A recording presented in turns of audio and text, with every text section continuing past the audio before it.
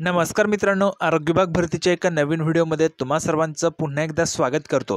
तर बघा मित्रांनो, आरोग्य विभाग भरती संदर्भात अत्यंत महत्त्वाची माहिती आपण या व्हिडिओच्या मार्फत पाहणार आहोत। तुम्हाला पाहायला मिळते फक्त याच पदांची पुनर्परीक्षा होणार।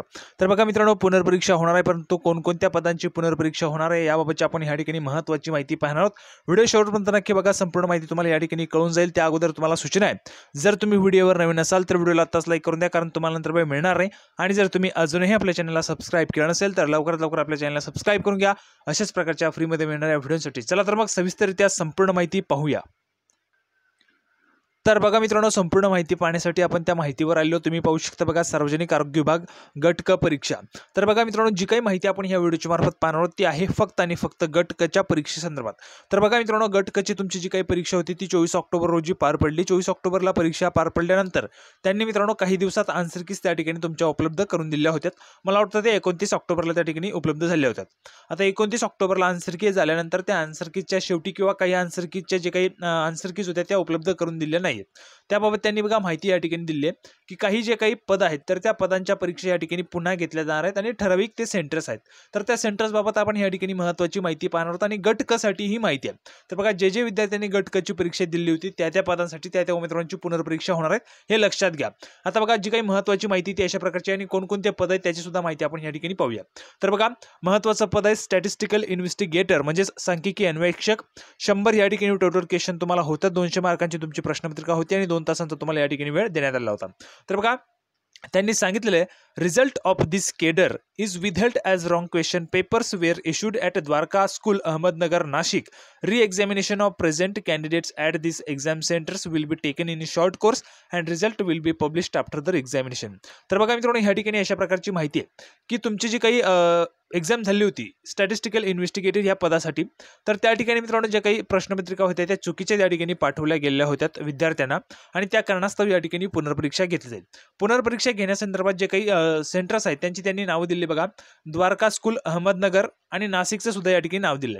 तर बघा मित्रांनो, अहमदनगरमध्ये द्वारका स्कूल असेल किंवा मग नाशिकमध्ये असेल, परंतु अहमदनगरमध्ये सुद्धा त्यांनी काही सेंटर्सवर त्या जे काही परीक्षा त्या घेतल्या असतील किंवा मग नाशिकमध्ये काही सेंटर्सवर त्या परीक्षा घेतल्या असतील, कारण अहमदनगर आणि नाशिक हे वेगवेगळे जिल्हे आहेत। त्या कारणास्तव त्यांनी ह्या ठिकाणी जे काही दिले त्यानुसार आपल्याला एक कळतंय की नाशिकमध्ये जे काही असतील जेवढ्या सेंटर्सवर या पदाची परीक्षा झाली असेल ती पुनर्परीक्षा त्या ठिकाणी होऊ शकते आणि द्वारका स्कूल अहमदनगर या ठिकाणी सुद्धा मित्रांनो पुनर्परीक्षा तुमची घेतली जाईल।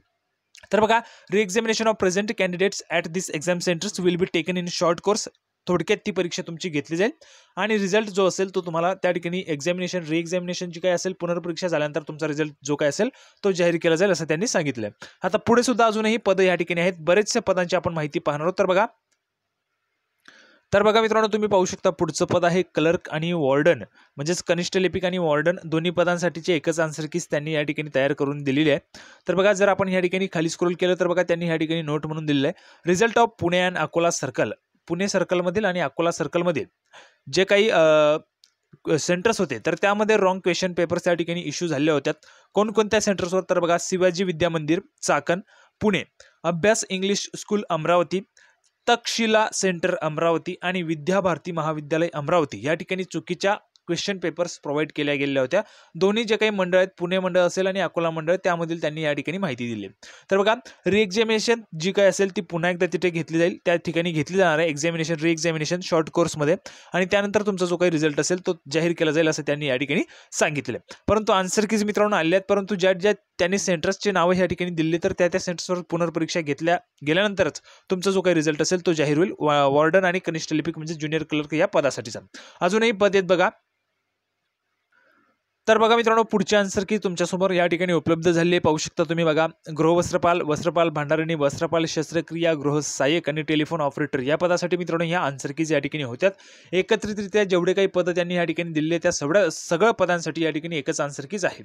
तर बघा, या ठिकाणी सुद्धा त्यांनी नोटमध्ये दिले result of Nashik and Latur circle, Nashik मंडळ आणि लातूर मंडळमधील जे काही क्वेश्चन पेपर त्या ठिकाणी सुद्धा चुकीच्या पोहोचवलेल्या होत्या। सेंटरची नावं सुद्धा त्यांनी दिलेली बघा, KTHM कॉलेज नाशिक आणि शिवाजी हायस्कूल लातूर या ठिकाणी मित्रांनो चुकीच्या ज्या काही क्वेश्चन पेपर आहेत त्या दिलेल्या होत्या आणि त्यामुळे re-examination तिथे घेतली जाणार आहे। ज्या उमेदवारांनी परीक्षा त्या ठिकाणी दिली होती त्या उमेदवारांची पुन्हा एकदा त्या ठिकाणी परीक्षा घेतली जाईल आणि त्यानंतर तुमचा रिझल्ट जो असेल तो जाहीर केला जाणार आहे। तर बघा, पदांची जी काही नावं आहेत ती लक्षात घ्या, याच पदांची पुनर्परीक्षा होणार आहे, बाकीचे जे काही पद असतील त्या पदांची पुनर्परीक्षा होणार नाहीये। तर बघा मित्रांनो, पुढचं पद तुम्ही पाहू शकता बघा, नॉन मेडिकल असिस्टंट लेप्रोसी म्हणजेच अवैद्यकीय सहाय्यक कुष्ठरोग या पदासाठी सुद्धा त्यांनी सांगितले result of this cadre is withheld as wrong question papers were issued at Geetamai exam centre Pimpri Chinchwad Pune.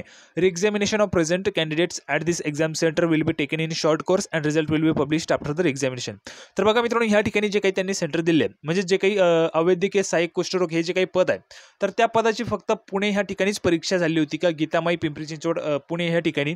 तर ते सुद्धा तुम्ही कळवायचे, कारण मित्रांनो जगा जर वेगवेगळ्या ठिकाणी त्या ठिकाणी परीक्षा झाली असेल या पदाची तर त्यांनी सुद्धा सांगायचे, कारण मित्रांनो बघा ह्या ठिकाणी त्यांनी एकाही पदासाठीची जी काही आन्सर की असेल ते त्यांनी जाहीर केलेली नाही.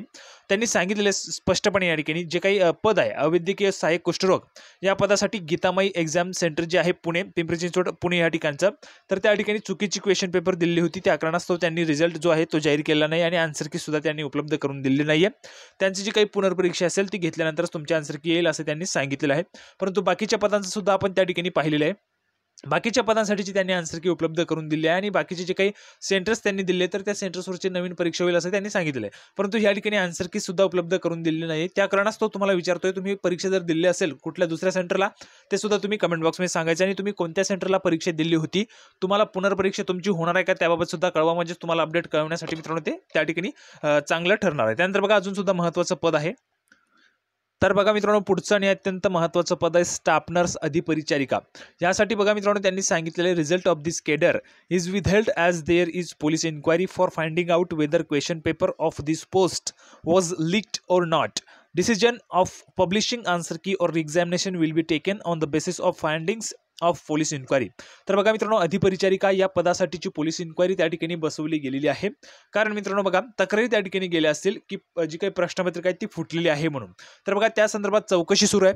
त्या चौकशीअंती जे काही समोर येईल त्यानंतर मित्रांनो तुमचा एक्झाम रिझल्ट जो असेल तो जाहीर केला जाईल. तर बघा त्यांनी सांगितलेलं आहे डिसिजन जो काही असेल त्या डिसिजन नंतरच तुमची आन्सर की असेल किंवा मग तुमचा जो काही रिझल्ट असेल तो जाहीर केला जाईल.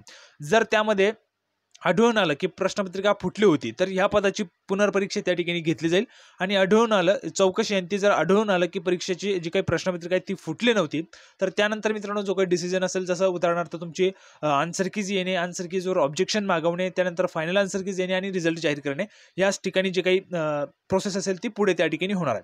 परंतु जोपर्यंत चौकशी पूर्ण होणार नाही तोपर्यंत तुमचा स्टाफ नर्स पदाचा रिझल्ट लागणार नाही. ही गोष्ट लक्षात घ्या. बाकीच्या पदांचा रिझल्ट लागेल परंतु स्टाफ नर्स पदाचा जो काही रिझल्ट असेल तो तुमचा पेंडिंगवर त्या ठिकाणी ठेवला जाणार आहे, म्हणजेच राखून तो ठेवला जाणार आहे. चौकशी जो काही निर्णय येईल त्यानंतरच तुमचा जो काही रिझल्ट असेल तो जाहीर केला जाणार आहे. अत्यंत महत्त्वाची माहिती आपण या ठिकाणी पाहिलेली. एकत्रितरित्या जर पाहिलं आपण तर 5 पदांची मित्रांनो पुनर्परीक्षा होणार आहे. संपूर्ण माहिती मी तुम्हाला दिलेली आहे. गट क संदर्भात ही माहिती आपण या ठिकाणी पाहिलेली आहे. ग्रुप डी संदर्भात जे काही निर्णय असेल तो आपल्याला त्या ठिकाणी काही दिवसात कळेलच. परीक्षा होते किंवा मग तुमचा जो काही रिझल्ट असेल तो जाहीर होतो किंवा नाही त्याबाबत आपण नंतर माहिती पाहणार आहोत. परंतु ग्रुप सी साठी म्हणजेच गट क साठीची संपूर्ण माहिती आपण या ठिकाणी पाहिलेली आहे. व्हिडिओ आवडला असेल तर लाईक करा, जास्तीत जास्त शेअर करा. आपण पुन्हा एकदा भेटणार आहोत पुढच्या व्हिडिओमध्ये अशाच प्रकारची एक नवीन माहिती घेऊन. तोपर्यंत धन्यवाद.